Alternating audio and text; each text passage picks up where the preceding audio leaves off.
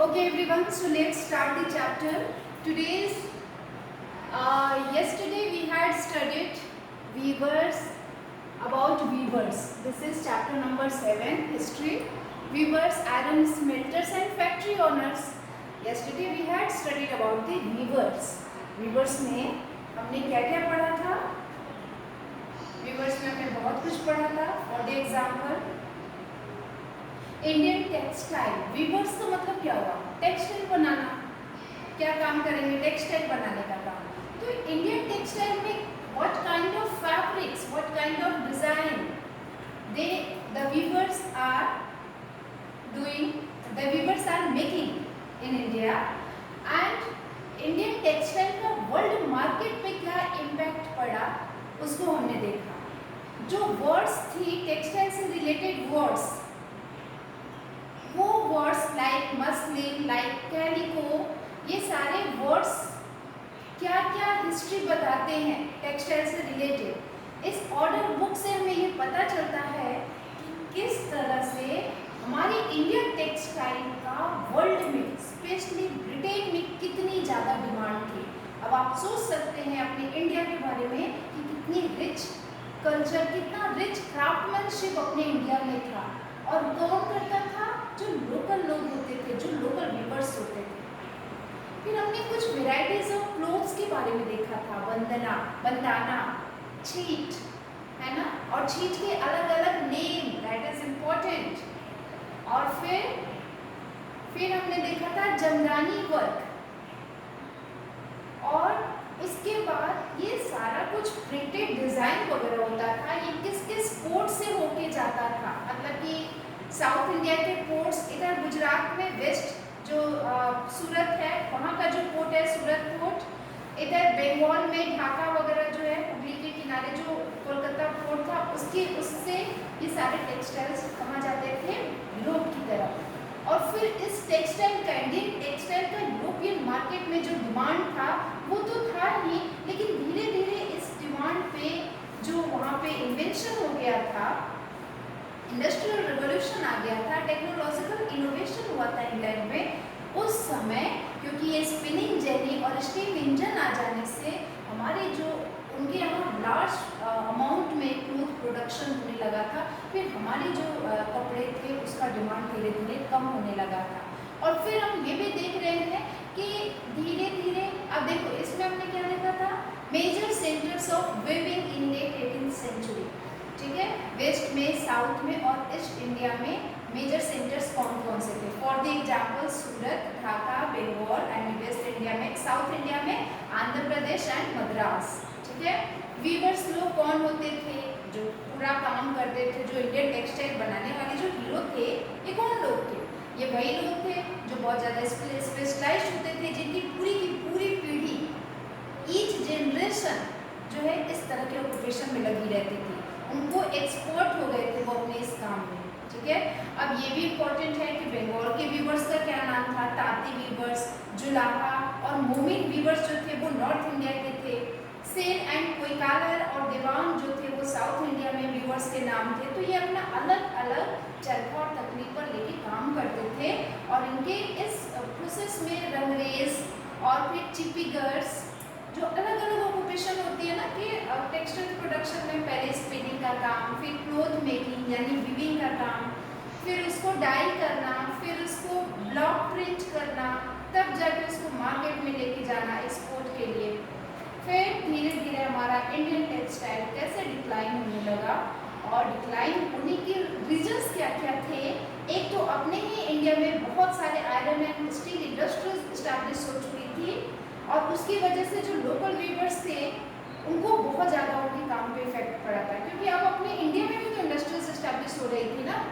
और इधर देखो कि नहीं, आयरन एंड स्टील नहीं, कॉटन टेक्सटाइल इंडस्ट्री, वो तो अभी हम बाद में पढ़ेंगे. ठीक है. और उधर ब्रिटेन में देखो कि उनके यहाँ तो 1750 के आसपास इंडस्ट्रियल रिवोल्यूशन स्टार्ट हो ही चुका था. तो उनको कंपटीशन देना उनकी मशीन को बहुत मुश्किल हो रहा था. फिर इससे क्या हुआ कि जो लोग थे, जो वीवर्स थे, वो बहुत सारे जॉबलेस हो गए. फिर कुछ जो है वो एग्रीकल्चर का काम करने लगे, कुछ दूसरे स्टील इंडस्ट्रीज में जाके काम करने लगे, कुछ प्लांटेशन अफ्रीका वगैरह के प्लांटेशन में जाके वर्क करने लगे। तो इस तरह से अलग अलग उन पर इम्पैक्ट पड़ता है, उनकी लाइफ पे, उनकी इकोनॉमी पे। और फिर क्या होता है कि फिर हमने देखा कि जब हमारे इंडिया में कॉटन मिल्स आती हैं तो ये कॉटन मिल्स किस किस जगह पे इंडिया में आ रही हैं, जैसे कि जो ब्लैक सॉइल एरिया है, डेक्कन एरिया है महाराष्ट्र में, मुंबई, अहमदाबाद, ठीक है। और हमारे जो ये टेक्सटाइल इंडस्ट्रीज हमारी जो डेवलप होती है, 84 मिल्स वगैरह भी आ जाती हैं, ठीक है। और इसके आने से हमारे जो लोकल वीवर्स हैं उन पर भी इसका बहुत इम्पैक्ट पड़ता है। तो क्लास इतनी सारी चीज़ें तो हम समझ लिए थे। अब हम बात करेंगे the sword of Tipu Sultan and wootz steel के बारे में। ओके, तो देखो टीपू सुल्तान का ये जो स्वॉर्ड है, स्वॉर्ड मतलब होता है तलवार, ठीक है, ये जो स्वॉर्ड है। अब इस स्वॉर्ड में क्या है, एंड वुड्स स्टील। अब जो ये स्टील है ना, और हमारे चैप्टर का भी नाम है वीवर्स एंड आयरन स्मेल्टर्स। इस स्टील का रिलेशन किसके साथ है? हम टीपू सुल्तान के बारे में नहीं पढ़ेंगे, हम पढ़ेंगे उनके स्वॉर्ड के बारे में। अब ये स्वॉर्ड कैसे रिलेटेड है आयरन स्टील से, तो इसको हम समझ लेते हैं कि ये जो स्टोरी स्टार्ट होती है, तलवार की कहानी, story of sword of Indian steel and iron. इसका नाम यहाँ पे कनेक्शन इसलिए है क्योंकि इसमें जो स्टील एंड आयरन मेटालर्जी ये जो यूज हुआ है इसमें आयरन एंड स्टील, उसकी एक फेमस स्टोरी है जो कि टीपू सुल्तान से रिलेटेड है। टीपू सुल्तान जब 1799 में, ठीक है, मैसूर में क्या हो गए थे, डिफीट हो गए थे, उनको हरा दिया गया था, ठीक है।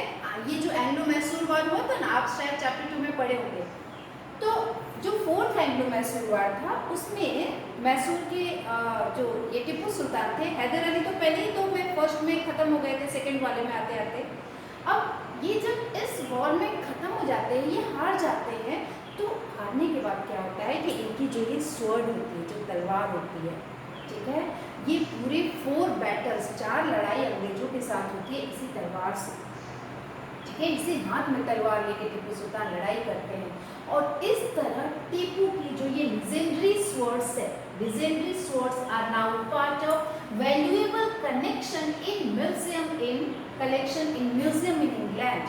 अब यही जो इनका लेजेंडरी स्वॉर्ड है, ये स्वॉर्ड क्या हो गया, उसको कलेक्ट मतलब उसको प्रिजर्व करके रख दिया गया, कहाँ, इंग्लैंड के म्यूजियम में। अब क्वेश्चन ये कि भाई ऐसा क्यों किया गया, what was so special in this sword कि इसको वहाँ पे इंग्लैंड के म्यूजियम में ले जाके इसको रख दिया गया, ठीक है। इसको इसलिए रखा गया कि this sword because of its quality, sword had an incredible hard and sharp edge that could easily rip through the opponent's armor. Armor means होता है कवच। आप देखिए ना, ह्यूमन बीइंग इसके ऊपर पहन लेते हैं, जो योद्धा होते हैं, वॉरियर्स जो होते हैं, वो पहन लेते हैं अपनी बॉडी को प्रोटेक्ट करने के लिए, एक ऐसा उस तरह का ड्रेस बनाया जाता है। तो ये एक ऐसी स्वॉर्ड थी जो इतना ज़्यादा हार्ड था और इसकी जो एजेस है इतना ज़्यादा शार्प था कि जो अपोनेंट है, जो विरोधी है, उसके भी वो आर्मर भी पहना रहेगा, कवच भी पहना रहेगा, तो उसको छेद करके तलवार उसके पूरी बॉडी को रीव कर सकती है, मतलब काट सकती है। इतना ज़्यादा शार्प एजेस स्वॉर्ड था ये। अब क्वेश्चन ये है कि ये शार्पनेस आई कहाँ से, ये स्ट्रेंथ आई कहाँ से? तो ये आई because of the special type of high carbon steel called wootz. अब जो स्टील इसमें यूज हुआ था इस स्वॉर्ड में, जो कि हाई कार्बन स्टील था, उसका नाम था वुड्स। वुड्स क्लियर हो गया आई थिंक आपको, ठीक है। और क्या हुआ कि इस वुड्स का प्रोडक्शन होता कहाँ था, Mysore, it is in south India. तो पूरे साउथ इंडिया में इतनी क्वालिटी का स्वॉर्ड जो था, वुड से एक हाई कार्बन स्टील है, हाई कार्बन स्टील है, और जिसमें बहुत ज़्यादा हार्ड हो जाता है, आयरन को हार्ड बना दिया जाता है, स्टील को, ठीक है, और उसको हार्ड बना के उसका जो एज है, मतलब जो उसका किनारा है, उसको एकदम शार्प कर दिया जाता है इस टेक्निक से। अब क्या होता है कि जो वुड स्टील है, तो इसका अब क्योंकि ये पूरे साउथ इंडिया में इसका ज़्यादा प्रोडक्शन होता था, तो व्हेन मेड इनटू स्वॉर्ड्स, इस स्टील को जब स्वॉर्ड्स में बनाया गया, produced a very sharp edge with a flowing water pattern. ये कितना ज़्यादा शार्प होता था, मतलब समझ गया ना। अब देखो कि ये तो हमने देख लिया कि हमारी क्वालिटी कितनी अच्छी थी साउथ इंडिया में, जो टेक्निक थी इसको बनाने की। फ्रांसिस बुकानन, अब देखो ये स्वॉर्ड इतना ज़्यादा इफेक्टिव था कि फ्रांसिस बुकानन एक इंग्लिश ब्रिटेन के थे, वो आए थे इंडिया का टूरिस्ट टूर के, मैसूर के टूर पे आए थे, ठीक है, मैसूर के टूर पे आए थे 1800 में, जब टीपू सुल्तान की डेथ हो जाती है तो। और वो जब यहाँ आते हैं तो वो देखते हैं कि टीपू सुल्तान का जो पूरा का पूरा जो ये स्वॉर्ड था उसको देखते हैं और उसकी टेक्निक को देखते हैं, account of the technique by which, किस टेक्निक से ये जो वुड्स है वो यहाँ के फर्नेसेस में, फर्नेसेस मतलब होता है भट्टियाँ जहाँ पे चीज़ें को गर्म करके उसको दूसरे शेप में बनाया जाता है, स्मेल्टिंग फर्नेसेस, है ना। तो किस तरह से यहाँ पे हंड्रेड्स ऑफ स्मेल्टिंग फर्नेसेस है साउथ इंडिया में वो, और वहाँ पे जो वुड स्टील का प्रोडक्शन हो रहा है उसकी टेक्निक क्या है, वो कैसे बनाते हैं। तो ये कौन आए थे, फ्रांसिस बुकानन, ठीक है, ये टूर पे आए थे आफ्टर टीपू सुल्तान डेथ। फिर क्या हुआ कि इन दिस फर्नेसेस, फिर जब वो फर्नेसेस में देखते हैं iron was mixed with charcoal. अब देखो इसको बनाने के लिए क्या चाहिए, आयरन चाहिए, चारकोल चाहिए, ठीक है, और फिर क्या चाहिए, वुड चाहिए यानी कि लकड़ी चाहिए इनको बनाने के लिए। तो ये क्या हो गया, इसका रॉ मटेरियल हो गया, ठीक है। तो iron was mixed with charcoal and put inside small clay pots. अब क्योंकि उस समय बड़ी बड़ी फर्नेसेस, ऐसे ना समझना कि जो बड़ी बड़ी आप इंडस्ट्रीज है उसमें जो आप जलते हुए भट्टियाँ देखते हो, ठीक है, वो वैसी वाली नहीं। यहाँ पे जो लोग बनाते थे ये अपने घर के आसपास इस तरह से साउथ इंडिया में फर्नेसेस बना रखे थे। और वो कैसा था कि जब आयरन को चारकोल में मिक्स कर दिया जाता था और उसको कैसे कहाँ रखा जाता था, इनसाइड स्मॉल क्ले पॉट्स, मिट्टी के बने हुए पॉट्स में उसको रखा जाता था। Through an intricate control of temperature, और the smelters produced steel ingots that were used for sword making, not just in India but in West and Central Asia too. It means कि ये तो हो गया तरीका कि उसको क्ले पॉट में आयरन को चारकोल के साथ मिक्स करके फर्नेसेस में रख दिया जाता था। लेकिन अब दूसरी चीज़ क्या आ गई कि उसको जो टेम्परेचर देना है वो होगा intricate control of temperature. Intricate समझते हो, मतलब इतना ज़्यादा टेम्परेचर का ध्यान देना, बहुत बारीकी से टेम्परेचर को कंट्रोल करना, ठीक है। तो फिर स्मेल्टर्स प्रोड्यूस्ड स्टील इंगोट्स, और फिर उससे जो ये पूरा काम करते थे उनको कहा जाता था स्मेल्टर्स। और वही स्मेल्टर्स जो थे उनसे स्टील इंगोट्स बनाते थे that were used for sword, जो स्वॉर्ड को बनाने के लिए यूज होता था, ठीक है। एंड ये सिर्फ इंडिया में ही नहीं बल्कि वेस्ट एशिया और सेंट्रल एशिया में भी यही टेक्निक यूज होता था। तो आपको क्लियर हुआ, ठीक है। अब आगे क्या है इसमें, ये तो है कि ये लोग कैसे बना रहे थे इंडिया में, साउथ इंडिया में। Wootz is an anglicised version of Kannada word ukku, Telugu hukku, Tamil and Malayalam urukku. It means steel, ये जितने भी वर्ड्स आप देख रहे हो ना, हुक्कू, उरुक्कू, उक्कू, ये तीनों वर्ड का मतलब क्या हुआ, स्टील हुआ, ठीक है। बस लैंग्वेज अलग अलग है। कन्नड़ में इट इज यूज्ड उक्कू। बेटा डोंट टॉक, इट्स कॉल्ड बेटा, ये डिस्टर्ब होती है क्लास इस तरह से अगर आप बात करते हैं तो। Rimi just mute your mic.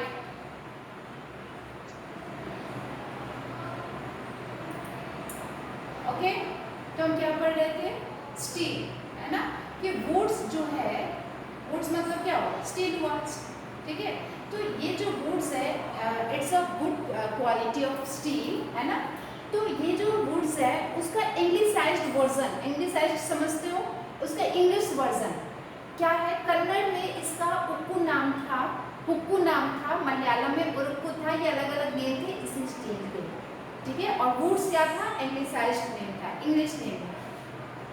आगे क्या हुआ कि Indian would steel fascinated European European scientist. अब देखो कि इस वुड्स की स्टील की वजह से, वुड्स स्टील की वजह से यूरोपियन साइंटिस्ट माइकल फैराडे, आप माइकल फैराडे जो कि लेजेंडरी साइंटिस्ट है, आप शायद साइंस में पढ़े होंगे, ठीक है, एक legendary scientist and discoverer of electricity and electromagnetism, spent 4 years studying the property of Indian woods।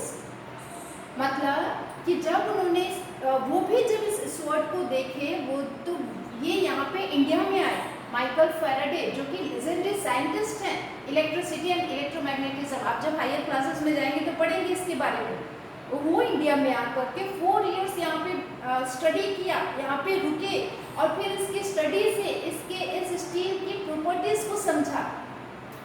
However, the wood steel making process, इसका जो प्रोसेस क्या है, इसको बनाने का, इसकी बारीकियों को समझा, which was so widely known in South India, was completely lost by the mid-19th century।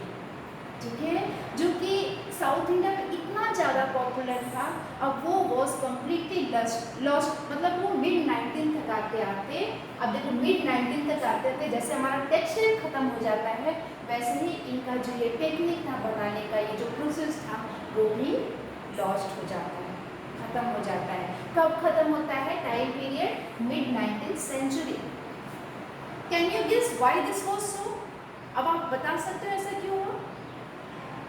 Because the swords and armor making industry, armor means क्या होता है? वही जो कवच, जो बॉडी ड्रेस होती है ना आयरन वगैरह की, वो जो पहनते हैं, तो ये जो इंडस्ट्री है वो डाइड, वो इंडस्ट्री ही खत्म हो गई। Because the conquest of India by the British का इंडिया पर कंक्वेस्ट हो गया, जीत हो गई थी। And imports of iron and steel from England, देखो इंपॉर्टेंट लाइन है, imports of iron and steel from England displaced the iron and steel produced by craft person in India। तो अब इनका हमारे देश पे कब्जा हो गया और इनकी जो आयरन एंड स्टील थी इंग्लैंड की, उसने जगह ले ली हमारे इंडिया के जो क्राफ्ट पेपर बनाते थे, स्टील आयरन जो प्रोड्यूस करते थे, उसको हटा के इनकी आयरन एंड स्टील जो चीज़ें थी वो जगह ले ली। ऐसा क्यों हुआ? क्योंकि इंडस्ट्रियल रिवॉल्यूशन हुआ था ब्रिटेन में 1750 डेकेड्स में, और उनके यहाँ बहुत ज़्यादा इंडस्ट्रीज और मैकेनाइज्ड मशीन्स वगैरह आ गई थी, जिसकी वजह से ये आयरन एंड स्टील ने भी उनकी हमारे देश में आके जगह बनाई। ठीक है, तो ये दो रीज़न है, conquest of India and second is industrial revolution of Britain. Okay, तो ये हमने देखा इस पूरे टॉपिक में। क्या देखा हमने कि टीपू सुल्तान का जो स्वॉर्ड्स था वो किस तरह से, कितनी उसकी फाइन क्वालिटी, एक्सीलेंट क्वालिटी थी, आप ये कह सकते हो, और वो क्यों थी वो आपने अभी देख लिया। ठीक है, अभी हम बात करेंगे अबैंडन्ड फर्नेसेस इन विलेजेस की। तो जब इतना कुछ था तो फिर प्रॉब्लम क्या है? अबैंडन्ड फर्नेसेस मतलब कि फर्नेसेस यानी कि जो गाँव में, अबैंडन मीन्स होता है छोड़ देना, तो जो गांव की जो फर्नेसेस थी वो छूट कैसे गई, क्यों छोड़ दी गई, वो खत्म क्यों हो गई पूरी तरह से? प्रोडक्शन ऑफ वुड्स स्टील, देखो ये जो वुड्स स्टील का प्रोडक्शन था, इसके लिए हाई स्पेशलाइज्ड टेक्निक चाहिए होती है, हाईली स्पेशलाइज्ड टेक्निक, क्योंकि हमने देखा था कि जो इंट्रिकेट कंट्रोल ऑफ टेम्परेचर, कि चलो ये सब तो हो रहा है लेकिन टेम्परेचर का बहुत ज़्यादा ध्यान रखना, तो ये सारा जो तरीका था बनाने का, iron smelting in India was, देखो इतना रिफाइनिंग, मतलब ये जो टेक्निक था वो इतना एक्सपर्ट लेवल का टेक्निक था। ठीक है, म्यूट योर माइक क्लास। अब जो इस टेक्निक की वजह से, हालांकि ये एक्सपर्ट लेवल की टेक्निक तो थी, लेकिन इंडिया में ये एक्सट्रीमली कॉमन था। अब आप इस बात से अंदाजा लगा सकते हो कि किस तरह से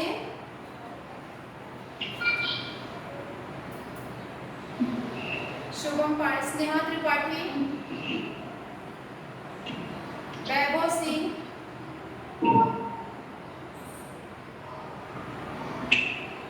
Sneha just mute your mic. Sneha,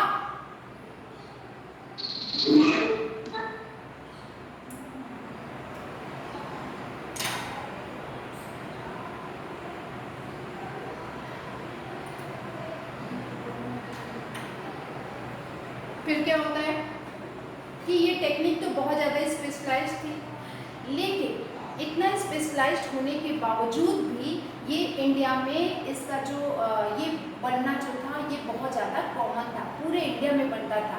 Bihar और सेंट्रल इंडिया में यानी कि मध्य प्रदेश छत्तीसगढ़ वाला जो पार्ट है, district side smelters that is local deposits of ore. अब ये जितने भी लोग थे बिहार और सेंट्रल इंडिया में, यहाँ की एवरी डिस्ट्रिक्ट, पूरे जिले जो थे, एवरी डिस्ट्रिक्ट हैड स्मेल्टर्स। उन सबके पास स्मेल्टर्स होते थे जो कि आयरन ओर को लेकर के क्या करते थे, आयरन प्रोड्यूस करते थे। और ठीक है, और फिर उस आयरन प्रोड्यूस का जो वो आयरन प्रोड्यूस करते थे उसका डेली यूज में इन सारे को, इन सबका टूल्स वगैरह बना के उसका यूज करते थे। अब क्वेश्चन है कि फर्नेसेस बनती कैसे थी, ये भट्टियाँ कैसे बनती थी? तो furnaces were most often built of clay and sun dried bricks. मिट्टी से और ईंटों से बनी हुई ये भट्टियाँ होती थी जिसमें मेन एंड वुमेन काम करते थे। The women work the bellows, women bellows का काम करती थी। बिलोइंग मतलब होता है एयर देना, भट्टियों को जलाने के लिए जो चाहिए होता है तो उसमें फूंकना पड़ता है, एयर देना होता है, पंपिंग एयर करनी पड़ती है, तब जाके वो चारकोल जो है वो बर्न करता है। चारकोल को जलाने के लिए बिलोइंग की जरूरत होती है। आप इस प्रोसेस में देख सकते हो इस पिक्चर में, ठीक है। यहाँ पे ये जो मेन है ये क्या कर रहे हैं, इस जगह पे बैठ के अपना बना रहे हैं चारकोल, मतलब आयरन प्रोडक्शन कर रहे हैं, ठीक है। ये लोग आयरन और इस तरह से बटोरे हुए हैं एक तरफ, ठीक है। अब आगे क्या हुआ फिर? By the late 19th century, however the craft of iron smelting was in decline, क्योंकि लेट 19th तक आते आते ये जो क्राफ्ट एक्टिविटी थी आयरन स्मेल्टिंग का वो धीरे धीरे कम हो रहा था। And in most villages furnaces fail, बहुत सारे गांव में जो ये भट्टियाँ जो थी, फर्नेसेस जो थी बिहार और सेंट्रल इंडिया के गांव में, they fell into disuse and amount of iron produce came down. अब वहाँ पे जो आयरन प्रोडक्शन होता था वो कम हो गया धीरे धीरे, फर्नेसेस फेल डाउन हो गई जो गाँव में लगती थी, जो ईंट और मिट्टी की बनी हुई फर्नेसेस थी। अब क्वेश्चन यहाँ पे ये है कि वन रीजन, अब इसके पीछे रीजन क्या था? एक तो रीजन था, वन रीजन वाज दी, देखो क्वेश्चन क्या है कि विलेजेस में फर्नेसेस फेल डाउन क्यों होने लगी, क्यों आयरन प्रोडक्शन कम होने लगा, क्यों नॉर्थ इंडिया में हर एक डिस्ट्रिक्ट में वहाँ पे ये फर्नेसेस होती थी फिर भी इतनी सारी प्रॉब्लम्स क्यों आई, वहाँ पे स्मेल्टर्स होते थे फिर ये दिक्कत क्यों आ गई? Because of the new forest laws. एक जो नया फॉरेस्ट लॉ लगा था जो आपने चैप्टर 4 में पढ़ा था, उसमें क्या किया था, कॉलोनियल गवर्नमेंट ने प्रिवेंट किया था लोगों को कि आप रिजर्व फॉरेस्ट में एंट्री नहीं कर सकते हैं। Reserve forest are those forest which are reserve for the timbers, जो टिम्बर्स के लिए रिजर्व करके रखा गया था, और वो टिम्बर्स का यूज ब्रिटिश रेलवे वगैरह में यूज किया करते थे। तो अब उस जगह पे एंट्री आप ले ही नहीं सकते थे क्योंकि कॉलोनियल गवर्नमेंट ने ऐसा लॉ बना दिया था।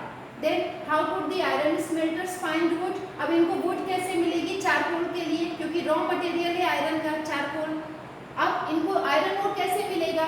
अब क्या हुआ कि ये जो फॉरेस्ट लॉ है, जो लोग चाहते थे कि हम सीक्रेटली इस फॉरेस्ट लॉ को तोड़ करके जंगल में अंदर घुस जाएं, चले जाएं अंदर और वहाँ से लकड़ियाँ कलेक्ट कर ले, तो इससे क्या होगा कि ये काम ये लॉन्ग टाइम तक नहीं कर सकते थे। बहुतों ने अपना क्राफ्ट छोड़ दिया, बहुतों ने अपना ये काम छोड़ दिया एंड लुक्ड फॉर जो अदर दूसरे तरीके उन्होंने ढूंढने लगे थे अपने काम करने के लिए। तो ये प्रॉब्लम क्यों आई थी? Because of the new forest laws. In some areas the government did grant access to the forest. कुछ एरियाज जो ऐसे थे जहाँ पे गवर्नमेंट ने क्या किया, उन्होंने कहा था कि ठीक है आप फॉरेस्ट में जा सकते हैं, बट देखो कुछ जगह पे उनको छूट थी। In some areas the government did grant access to the forest but the iron smelters had to pay a very high tax, लेकिन वहाँ पे उनको टैक्स पे करना पड़ता था। किसको? फॉरेस्ट डिपार्टमेंट को।